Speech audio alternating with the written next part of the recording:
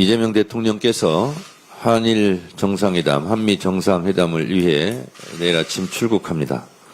이번 순방은 대한민국의 국익을 지키고 한반도 평화를 비롯해 한반도 비핵화 등 한반도 평화 시계를 다시 돌리기 위한 매우 중요한 여정입니다. 한일 정상회담은 과거를 직시하며 동시에 미래를 바라보아야 하는 매우 어려운 회담입니다. 저는 그 어려움을 국민들께서 공감해 주시기를 부탁드립니다. 최근 이시바 총리는 개인 차원에서 과거에 대한 반성을 언급했습니다. 이재명 대통령은 일본을 같은 마당을 둔 이웃이라고 말했습니다. 두 국가 지도자가 오직 국익을 위한 상생을 생각하고 있습니다. 결코 과거를 묻어두지 않고 과거를 제대로 해결하기 위한 상생이라고 저는 믿고 있습니다. 무엇보다 대통령께서 셔틀이교 복원을 말씀하신 만큼 앞으로도 두 나라 정상이 자주 만나고 허심탄회하게 대화하길 기대합니다. 또한 한미 정상회담은 굳건한 한미 동맹을 확인하고 국익 위주의 실용 위기를 더해 미래형 동맹이라는 결실을 맺어야 하는 회담입니다. 미국과는 경제협력과 관세, 안보동맹, 첨단기술 분야 협력과 기후위기 대응, 한반도 평화를 위한 공조까지 대화를 할 주제가 참으로 많습니다.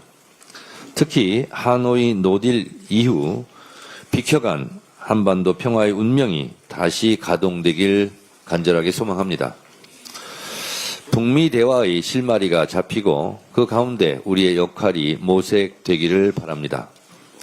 북미 관계의 새로운 관계가 실현되고 남북 관계가 복원되는 출발점이 된다면 얼마나 좋겠습니까? 특히 미국 조선업을 다시 위대하게라는 마스가를 비롯한 경제협력은 우리의 국민의 삶과 직결되는 분야로 반드시 성과로 이어져야 합니다. 양국은 경제, 과학기술, 문화, 인적 교류까지 확대해 군사적 동맹을 넘어 미래형 동맹으로 거듭나기를 희망합니다. 이번 순방에는 기업인들도 동행합니다. 국민들이 체감할 수 있는 경제적 성과를 함께 만들어낼 것입니다. 우리 기업이 해외에서 더 넓게 뛸 수 있는 기회를 확보한다면 우리 국민의 일자리와 소득 증대로 이어질 것입니다. 더불어민주당은 정상회담의 성과가 즉각적으로 현실화될 수 있도록 당, 정, 기업 원팀을 이루겠습니다. 민주당은 언제나 국민과 기업의 편에서 국익과 민생을 지키는 길에 앞장서겠습니다. 연일 가슴 아픈 소식이 이어지고 있습니다. 한 사람의 생명은 천하이고 우주라고 했습니다. 연이은 사고에 여당 대표로서 참담하고 죄송하기 그지없습니다. 정치 국가의 본령이 무엇인지 다시금 돌아보게 되는 요즘입니다. 다시 한번 고인의 명복을 빌며 유족들께도 진심 어린 위로의 말씀을 드립니다. 고레일에서는 이번 사고를 제외하고도 2002년 이후 7명이 열차 사고로 목숨을 잃었다고 합니다. 산재 사고는 대부분 안전 규정을 지켰더라면 발생하지 않았을 인재입니다. 이번 열차 사고 역시 현장에서 안전을 위한 업무 규정을 어긴 탓에 벌어진 것 같습니다. 안전한 일터, 존엄한 노동은 국민 주권 시대를 살아가는 국민의 당연한 권리가 되어야 합니다. 하지만 우리의 현실은 그렇지 못합니다. 어제 이재명 대통령께서도 수보회의에서 정치는 국민의 생명을 살리는 거야 된다라고 말씀하셨습니다. 더 이상 산업 현장에서 목숨을 잃는 일이 발생하지 않도록 더불어민주당도 최선의 노력을 다하겠습니다. 국민의힘은 내란당이라는 오명에서 벗어날 수 있을까? 국민의힘은 내란 동조 세력이라는 오명에서 벗어날 수 있을까? 12.3 비상계엄 내란 사태 때 국민의힘 원내대표였던 추경호 의원이 내란 특검의 수사 선상에 올라 있습니다. 내란 특검은 추경호 의원을 피의자로 적시하고 어제 국회 사무처를 압수수색했습니다. 특검은 국회의 비상계엄 해제 표결 방해 의혹의 혐의를 받고 있는 추경호 의원을 곧 소환 조사할 것 같습니다. 특검 수사 결과 추경호 전 원내대표의 표결 방해가 확인된다면 추경호 의원과 국민의힘의 운명은 어떻게 될 것인가? 아마도 추경호 의원은 내란 주요 임무 종사자가 될 것이고 형법 제87조에 따라 사형, 무기 또는 5년 이상의 징역이나 금고를 피해갈 길이 없어 보입니다. 그렇게 되면 국민의힘은 내란 우두머리 피의자 윤석열과 내란 주요 임무 종사자 피의자를 동시에 보유한 정당이 될 가능성이 높습니다. 통합진보당 해산 사유는 내란 예비 음모 내지 내란 선동 혐의였습니다. 국민의힘은 내란에 직접 연루된 정당이니 통합진보당과 비교해보면 10번, 100번 정당 해산감입니다. 헌법 제4조 8조, 헌법 제8조 사항은 정당의 목적이나 활동이 민주적 기본 질서에 위배될 때에는 정부는 헌법재판소에 그 해산을 제소할 수 있고 정당은 헌법재판소의 심판에 의하여 해산된다고 규정하고 있습니다. 이 헌법조항으로 봤을 때 윤석열 내란 우두머리 피의자에 더해 추경호 전 원내대표 혐의가 유죄로 확정된다면 국민의힘을 해체하라는 국민적 분노 앞에 직면할 것입니다. 저는 국회 의결로 정당 해산 안건을 국무회의에서 심의할 수 있도록 하는 헌법재판소법 개정안을 이미 발의했습니다. 통합진보당 해산 사례를 볼 때 국민의힘을 해산시키지 못할 이유는 없다고 봅니다. 국민의힘이 통합진보당 해산 사유보다 10배, 100배 더 엄중하므로 국민의힘은 10번, 100번 해산시킬 수 있다고 저는 생각합니다. 내란 특검은 추경호 의원의 비상계엄 표결 방해 의혹 혐의에 대해 철저하게 수사하기 바랍니다. 감사합니다. 다음으로 김병기 원내대표의 발언이 있겠습니다. 검찰개혁의 로드맵은 이미 시작되었고 반드시 완수합니다. 어제 국회는 추미애 법제사법위원장을 선출했습니다. 든든한 선장이 자리를 잡았습니다. 민주당은 국민과 함께 개혁의 바다를 힘차게 항해하겠습니다. 개혁은 예측 가능해야 합니다. 과정은 투명해야 하고 로드맵은 분명해야 합니다. 민주당과 정부는 구체적인 2단계 로드맵을 제시했습니다. 다시 말씀드리면 첫 번째 단계는 수사와 기소의 분리, 개혁의 대원칙을 실현하는 것입니다. 오역의 검찰청은 역사 속으로 사라질 것입니다. 오는 9월 25일 정부조직법 개정안을 통과시킵니다. 중수청, 기소청 등 신설되는 기관들이 제대로 뿌리내릴 수 있도록 후속입법에 만전을 기하겠습니다. 권력기관에 대한 견제와 정치적 중립을 제도화합니다. 다시는 어떤 권력도 국민 위에 군림하지 못하도록 하겠습니다.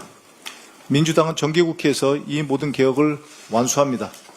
전임미답의 길이지만 정부와 원팀이 되어 입법 과정과 내용 모두에 만전을 기하겠습니다. 정치검찰의 썩은 뿌리를 뽑아내고 정의가 바로 서는 새로운 시대를 반드시 열겠습니다. 전 세계적 위협이 된 가짜정보 반드시 근절하겠습니다. 최근 공무원 임금과 수당이 내년부터 크게 오른다는 인사혁신처의 공문이 온라인에 퍼진 바 있습니다. 하지만 이는 허위 공문으로 확인됐습니다. 이걸 단순히 공무원들이 좋다 말았네 하고 웃어 넘길 일이 아닙니다. 세계경제포럼이 발표한 2025년 글로벌 리스크 보고서를 보면 허위, 조작 정보가 전 세계 위험 요인 중 4위에 올라와 있습니다. 향후 2년 안에 닥칠 단기적 위험에서는 1위로 평가되고 있습니다. 극단적 기후현상, 국가 간 무력 충돌보다 더 큰 위협입니다. 이제 가짜정보는 누구도 부정할 수 없는 민주주의와 사회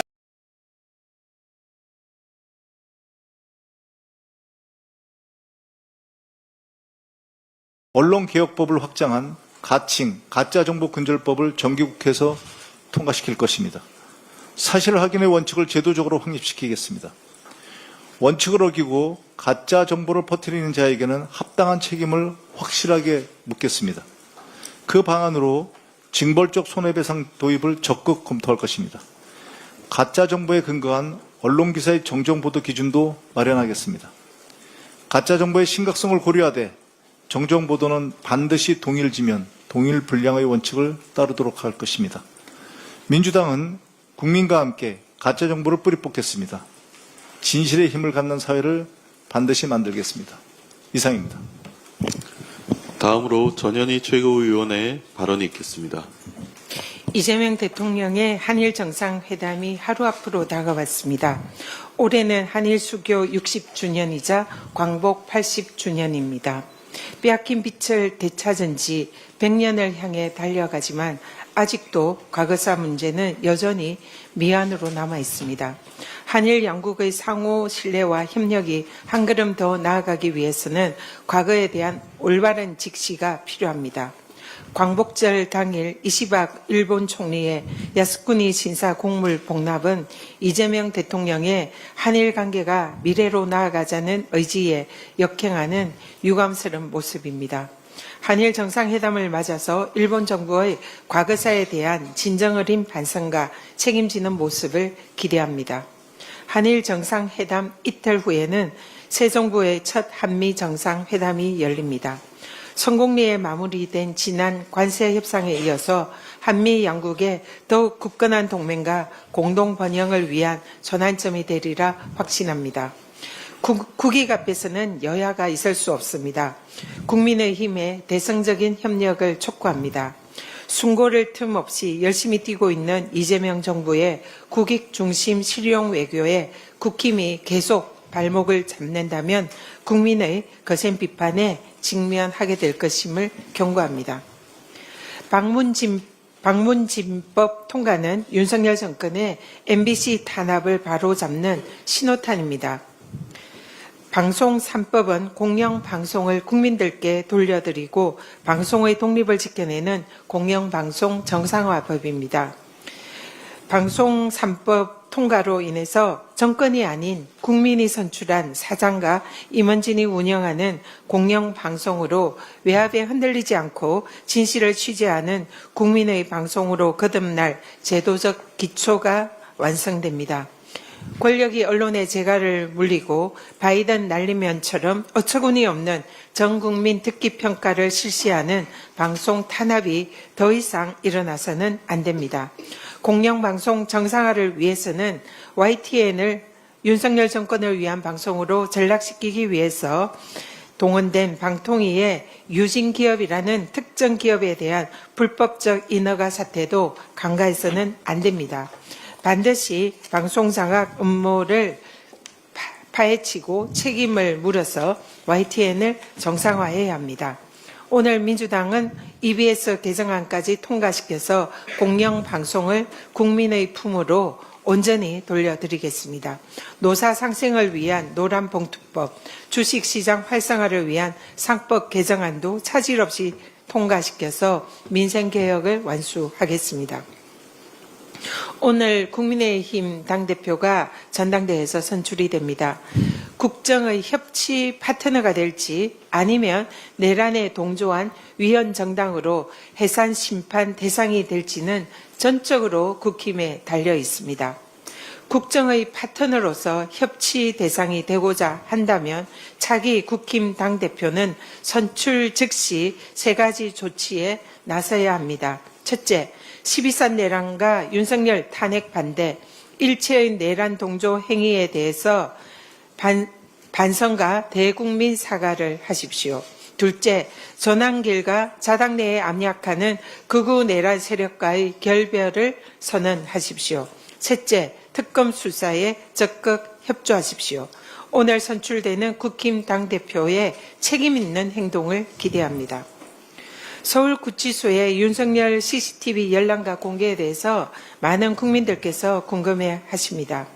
다음 주 법사위에서 구치소 CCTV의 자료 제출 요구권을 의결하고 특위에서 CCTV를 열람할 예정입니다.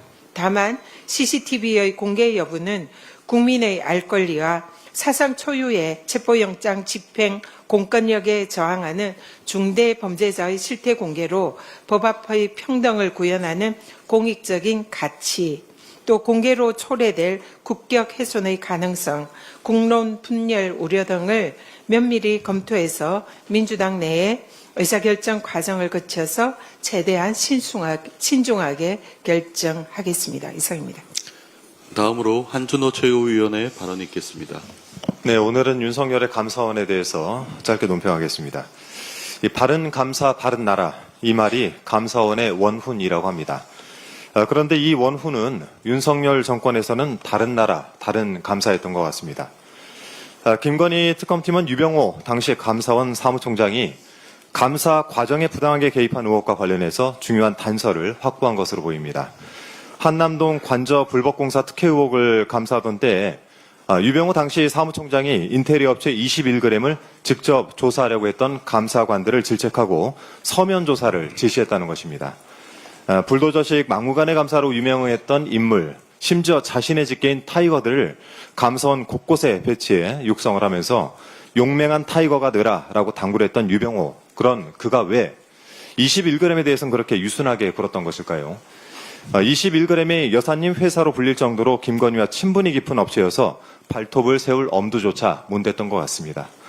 사상 최악의 감사였던 문재인 정부 통계 조작 의혹 감사는 또 어땠습니까? 통계 조작이라는 결론을 지어놓고 공무원과 공공기관 직원들을 사실상 죄인으로 몰아가지 않았습니까? 유병호의 감사원이 이들을 얼마나 못살게 괴롭혔으면 감사 과정에서 답변을 서로 상의하고 공유하는 궁여지책을 고민했겠나 싶습니다. 최근 재판에서 한국부동산원 직원들의 대화 녹취록이 제시가 되었다고 하는데요.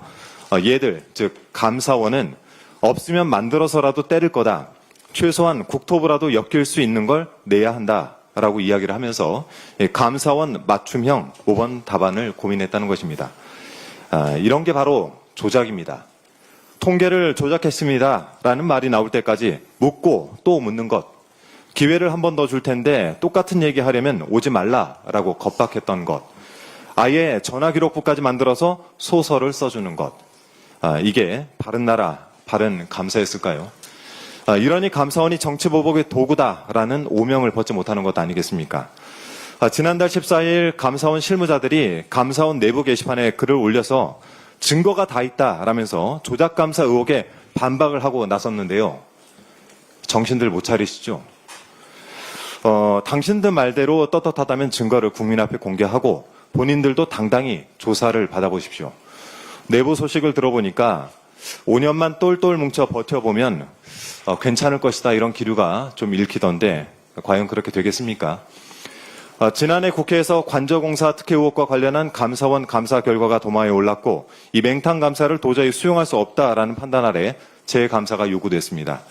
올해 2월부터 감사원이 이 사안을 다시 감사하고 있는데요. 이번 재감사 결과가 나오는 대로 감사원이 21g을 대면 조사했는지부터 따져 묻도록 하겠습니다.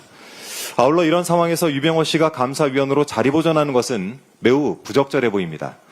김건희 특검에 의해서 기소되었고 또 그 직무가 곧 정지될 것으로 보이는데 늦기 전에 스스로 결단을 내리길 바랍니다. 이상입니다. 다음으로 김병주 최고위원의 발언이 있겠습니다. 내란의 불씨가 여전히 공공기관에 잠복 중입니다. 12.3 내란과 윤석열 탄핵 국면 때 무려 53명의 기관장이 임명됐습니다.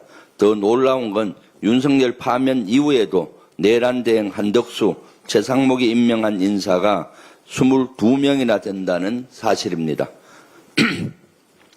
양두구육 사기를 넘어 쉬어버린 술 찌꺼기가 새 정부를 망치고 있습니다.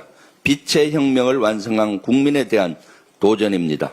진짜 대한민국의 전진을 막는 가짜 대한민국 세력의 반칙이자 태클입니다. 진실화해위원장은 진실은폐위원장으로, 인권위원장은 내란 옹호위원장으로, 독립기념관장은 친일기념관장으로 변해버렸다는 국민의 분노가 하늘을 찌릅니다. 내란 세력이 박은 나름 반드시 깨트려야 합니다. 내란 정권의 알박기 인사들은 스스로 부끄러운 줄 알고 즉각 사퇴해야 합니다. 민주당은 법 개정을 통해서라도 공공기관에 대한 인사권을 지켜 국민이 선출한 대한민국의 국정 철학이 온전히 실현될 수 있도록 하겠습니다. 한덕수 전 국무총리의 대국민 거짓말이 드러났습니다. JTBC 보도에 따르면 한덕수는 12상 계엄 당일 윤석열에게서 계엄 선포문을 받았습니다. 그동안 국회는 물론 헌법재판소에서도 기억이 안 난다고 해놓고 구속영장이 청구될 것 같으니까 갑자기 말을 바꾼 것으로 보입니다. 구속은 무섭고 대국민 거짓말은 아무것도 아닙니까? 국민이 우습습니까? 한밤중 기습작전처럼 대선 후보를 강탄하려 했던 이유가 대국민 거짓말을 감추려고 했던 건 아닌지 의심이 듭니다. 한덕수를 즉각 구속해서 이러한 내용들을 밝혀야 합니다. 특검은 망설임도 물러섬도 없어야 합니다. 내란이라는 단어를 우리 역사에서 2번 다시 되풀이해서는 안 됩니다. 방송문화진흥회법 개정안이 어제 국회 문턱을 넘었습니다. 공영방송의 주권이 국민에게 돌아간 겁니다. 방송문화진흥의 이사가 늘고 추천 주체도 시청자위원회와 언론학계, 법조계 등으로 다양해집니다. 그런데 국민의힘은 언론을 국민께 돌려주는 게 싫은가 봅니다. 지금 이 시각에도 필리버스터로 방해하고 있습니다. 정당성 없는 필리버스터는 비웃음만 살 뿐입니다. 공영방송을 정권의 하수인으로 생각하는 건 아닌지 국민의힘에 묻고 싶습니다. 공영방송은 정권의 하수도가 아닌 국민의 상수도가 돼야 합니다. 방송 3법의 세 번째 법안인 한국교육방송공사법 개정안도 통과시켜 진짜 공영방송을 기필코 국민께 돌려드리겠습니다. 이재명 대통령이 한일, 한미 정상회담을 위해 내일 출국합니다. 대한민국의 미래를 좌우할 중대한 일정입니다. 국익 중심의 실용 외교는 국민 주권 정부의 확고한 원칙입니다. 이를 바탕으로 반도체와 조선 분야 등 양국 관계 발전에 기여할 청사진이 제시될 것으로 보입니다. 성공적인 회담이 되길 진심으로 기원합니다. 이상입니다. 다음으로 이현주 최고위원의 발언이 있겠습니다. 네, 이재명 대통령께서 일본 이시바 총리, 미국 트럼프 대통령 등 주요 동맹국 정상들과 연쇄회담을 앞두고 있습니다. 대통령께서는 23일로 예정된 한일 정상회담을 앞두고 이전 정부에서 이뤄진 위안부 문제 합의 및 강제징용 해법을 뒤집는 건 바람직하지 않다고 밝힌 바 있습니다. 박근혜 정부 및 윤석열 정부가 합의한 위안부 강제징용 해법이 국민 정서에 맞지 않는 부분이 있습니다만 정권이 바뀌었다고 해서 정부 간 합의를 손바닥 뒤집듯 뒤집는다면 대한민국의 대외 신뢰도가 크게 훼손될 것입니다. 저는 이미 오래전부터 정부 간에 맺은 외교적 합의는 정권이 바뀌어도 약속을 지켜야 한다는 입장을 일관되게 견제해왔습니다. 이번 이재명 대통령의 외교적 입장을 적극적으로 지지합니다. 이전 정권에서 부실하게 맺은 합의는 아쉽지만 반면교사로 삼고 이번에 이재명 정부가 보여준 대외 정책의 일관성과 정부 간 신뢰 견지 입장은 선례로 만들어 이어가야 할 것입니다.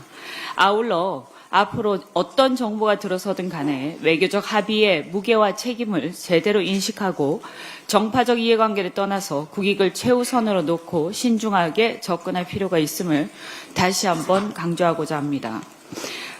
한편 이번 한일 정상회담을 통한 한일 협력 강화는 물론이고 향후 동북아 평화를 위한 일본의 역할 증진도 기대가 됩니다.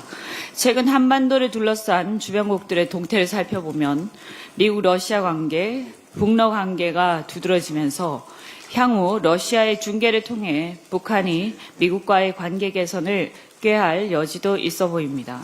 이 경우에 한미일, 미북러 등의 관계 고리를 통해서 일본과 북한의 관계 개선 무드로 들어설 가능성도 있어 보입니다.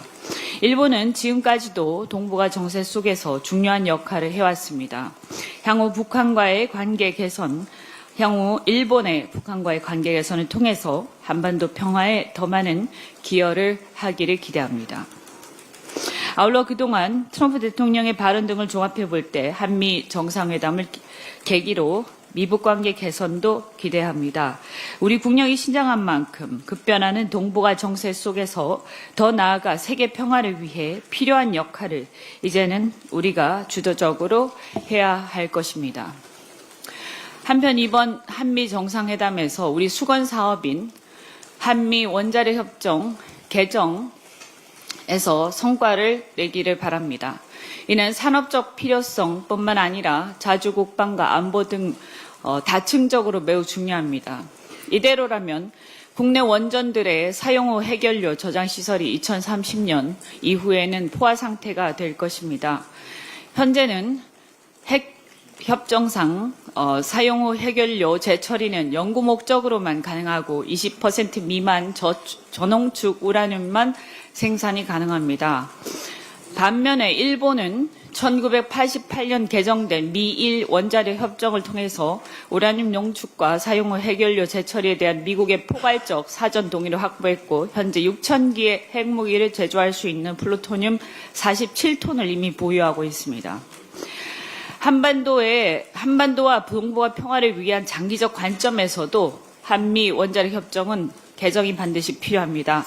북한은 이미 6차례 핵실험을 통해서 핵무기를 고도화했고 한미 정상회담 시기에 7차 핵실험 가능성까지 거론되는 상황입니다. 대통령께서 내놓은 북핵 동결, 축소, 비핵화가 가장 이상적인 수순이지만 현실적으로 그렇게 쉽지만은 않은 것이 사실입니다.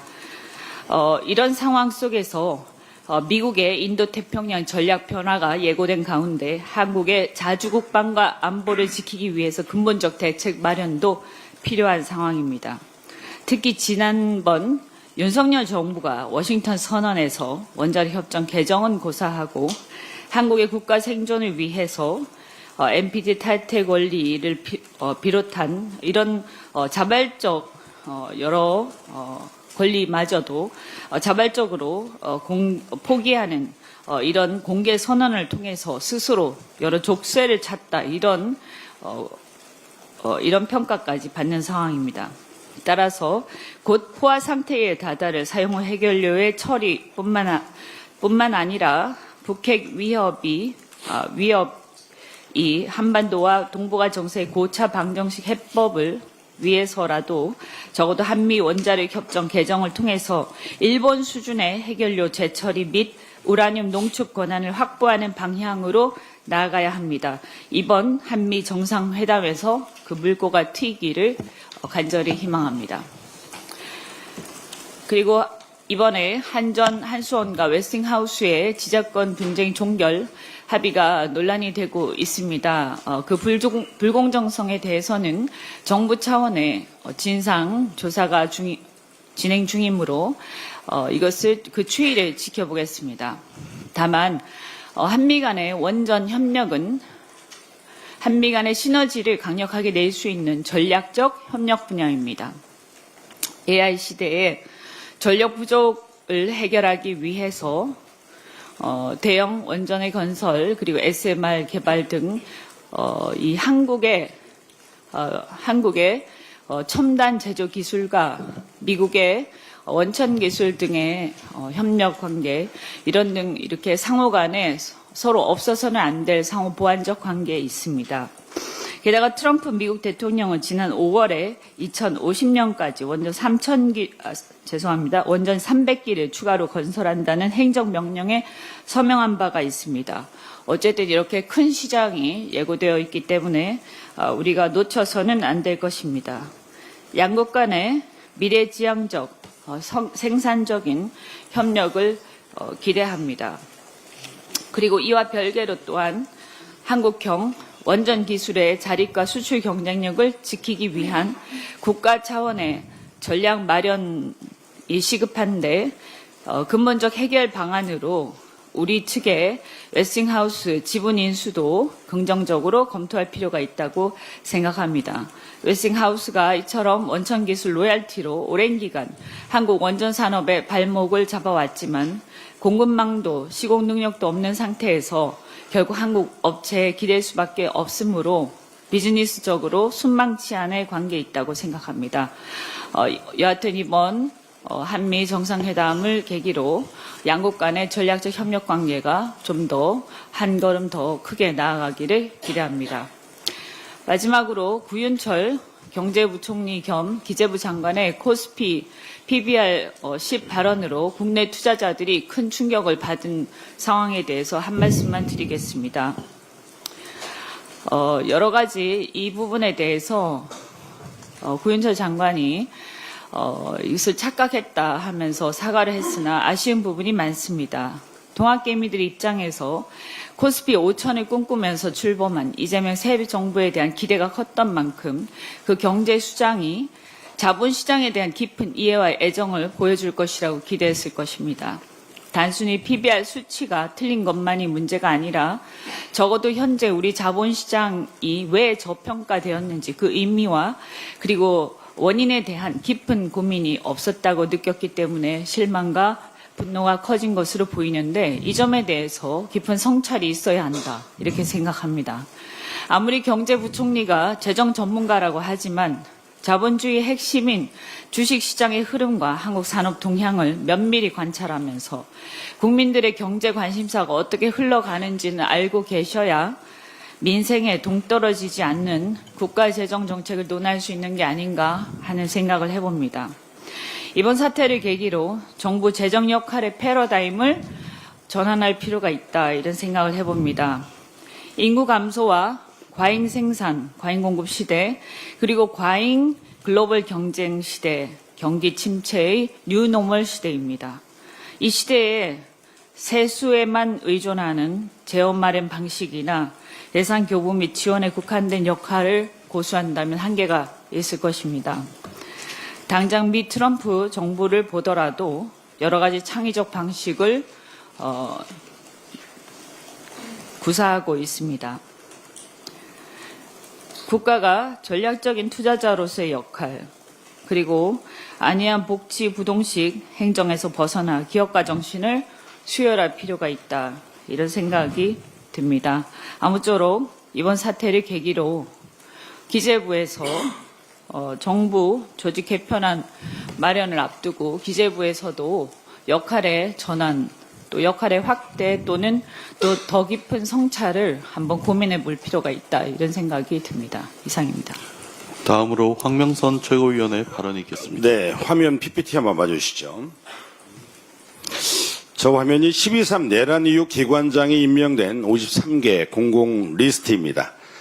내란범들이 임명한 공공기관장 확실하게 뿌리 뽑아야 합니다. 윤석열 내란 정권은 역사적 정체성을 지켜야 할 정부 부처와 기관의 친일 인사들을 꽂았습니다. 우리 광복군은 연합군의 선물이라는 망언을 내뱉은 김영석 독립기념관장이 그 대표적 사례입니다. 더욱 충격적인 것은 12.3 계엄 이후 탄핵으로 직무가 정지된 상황에서도 그리고 대통령에서 파면된 이후에도 공공기관장 알박기를 멈추지 않았다는 사실입니다. 탄핵 가결 이후 53명, 이종 파면 이후 22명이 임명되었습니다.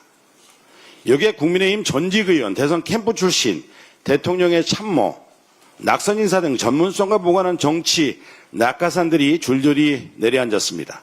소개관리원, 양성평등교육진흥원, 에너지문화재단, 양육비 이행관리원 등 기관의 본래 취재하는 아무런 관련도 없는 인사들입니다.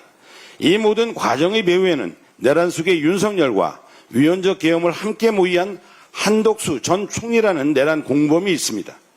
내란 공범들이 임명한 공공기관장에게 국민주권 정부의 국정을 맡길 수는 없습니다. 이는 위헌적 계엄을 탄핵으로 단죄한 국민의 의지를 정면으로 거스르는 반민주적인 국가 운영입니다. 경고합니다. 민주주의를 짓밟은 내란 정권의 낙하산들은 지금 당장 자리에서 물러나십시오. 내란 세력 척결은 국가의 주인인 국민의 명령입니다. 김건희는 국정농단의 핵심 범죄자입니다. 김건희가 구치소에서 내가 죽어야 남편이 산다. 남편이 오죽했으면 계엄을 했겠냐는 망언을 냈습니다. 그렇게 말하면 국민들께서 불쌍히 여길 줄 알았습니까? 국민들은 적반하장식 기만에 분노하고 있습니다. 김건희 씨는 정신 차리십시오. 당신은 순애보이 주인공도 정치의 희생양도 아닙니다. 대선 기간 통일교 등 우익 종교 세력과 손잡고 돈과 표라는 최악의 종교 유착으로 윤석열을 대통령으로 세웠고 그 권력을 사유하며 저지른 수많은 뇌물수수와 공천 비리를 덮기 위해 내란까지 불러온 범죄자일 뿐입니다. 측근이 학폭사건 무마를 위해 교육부 차관에게 직접 전화를 걸어 대통령실 참모들과 수시로 통화하며 비선으로 국정을 농단한 주범입니다. 법의 심판을 받고 지난 3년 대한민국을 망친 대가를 반드시 치르십시오. 특검은 한치의 흔들림도 없이 끝까지 수사하십시오. 국회는 특검의 인력 보강과 시한 연장을 신속하게 논의하고 국민들께 대한민국의 정의를 돌려드리겠습니다. 이태원 참사 구조 소방관의 죽음, 윤석열 정부의 책임을 끝까지 묻겠습니다. 2022년 10월 29일 우리는 이태원 참사로 159명의 소중한 생명을 잃었습니다. 그러나 그 비극은 아직 끝나지 않았습니다. 참사 현장에서 국민을 구하기 위해 목숨을 걸었던 소방관 두 분이 끝내 트라우마를 견디지 못하고 우리 곁을 떠났습니다. 이제 그들의 이름까지 참사 희생자 명단에 새겨야 하는 현실에 이루 말할 수 없는 참담함과 분노를 느낍니다. 국민의 생명과 안전을 지키는 것은 국가의 기본적인 책무입니다. 윤석열 정부는 그 책무를 모조리 방기했습니다. 고통받는 구조자들을 외면했고 치유와 회복의 기회조차 주지 못했습니다. 그 무책임이 결국 또 다른 희생을 불러왔습니다. 구조 소방관들은 명백한 참사 피해자입니다. 국가가 국민을 버린 대가 반드시 그 책임을 끝까지 묻겠습니다. 이상입니다. 네, 마지막으로 서삼석 최고위원의 발언이 있겠습니다.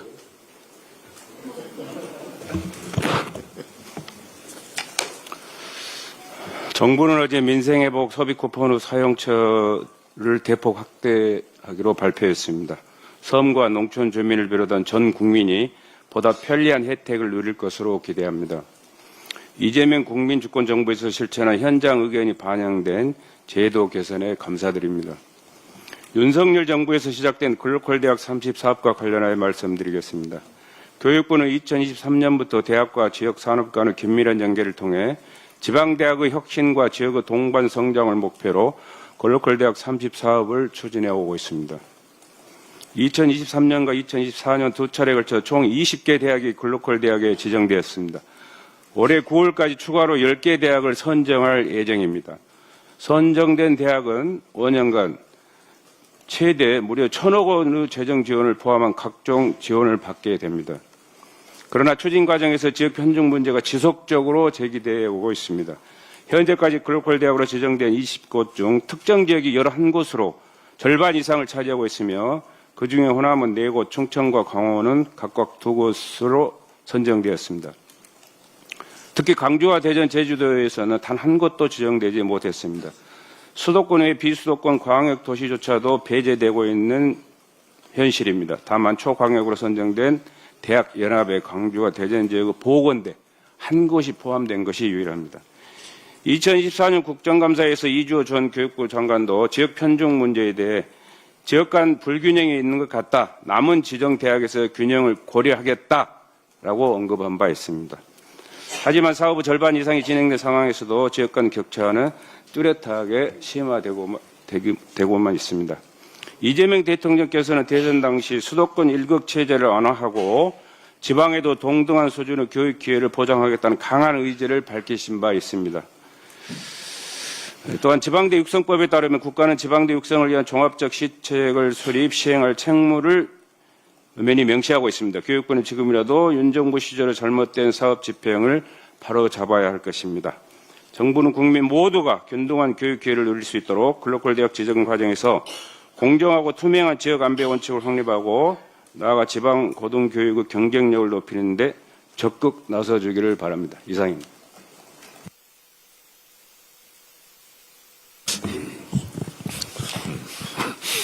어제 김병기 원내대표랑 둘이 식사를 했는데요. 김병기 원내대표께서 대표님 이번에 두루두루 보니 당직 인선을 참 잘했습니다. 예, 국정원 출신인데 인사 전문가였답니다. 인사 담당. 그래서 인사를 저보고 잘했다고, 탕평 인사도 하고, 적재적소 잘 배치했다고 하면서, 근데 대표님이 생각할 땐 누구를 제일 잘한 것 같습니까? 그래서 제가, 조승래 사무총장이요. 제가 그렇게 얘기했거든요. 그랬더니, 조승래 사무총장보다 더 잘한 인사가 있습니다. 그래서 누구예요? 그랬더니, 최강욱 교육연수원장입니다. 이렇게 제가 얘기를 들었어요. 그래서 조승래 사무총장이 어제 둘과의 대화에서 의문의 일패를 했습니다. 저는 조승래 사무총장을 인선을 잘했다고 지금도 생각하고 있는데 아주 유능하기를 잘하고 있습니다. 근데 김병기 원내대표께서는 최강욱 교육연수원장을 인선을 참 잘했다 이렇게 말씀을 해주셔서 감사했습니다. 대부분의 당직 인선이 거의 마무리가 됐는데요. 우리 최강욱 전 의원께서 교육연수원장을 맡아주셨습니다. 앞으로의 포부를 들어보도록 하겠습니다. 어떻게 하실 건지 한번 말씀해 주세요. 예, 두 분 대표님 감사합니다. 제가 영광스러운 교육연수원장직에 지명돼서 정말 감회가 새롭습니다.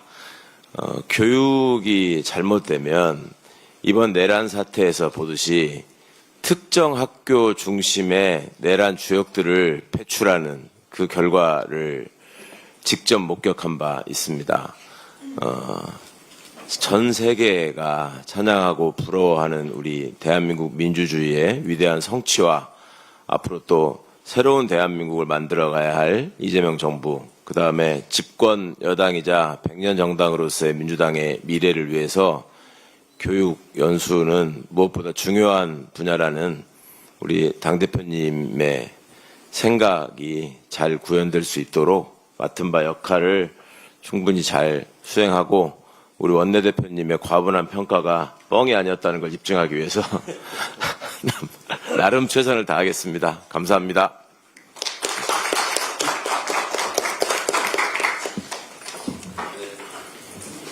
회의를 마치겠습니다.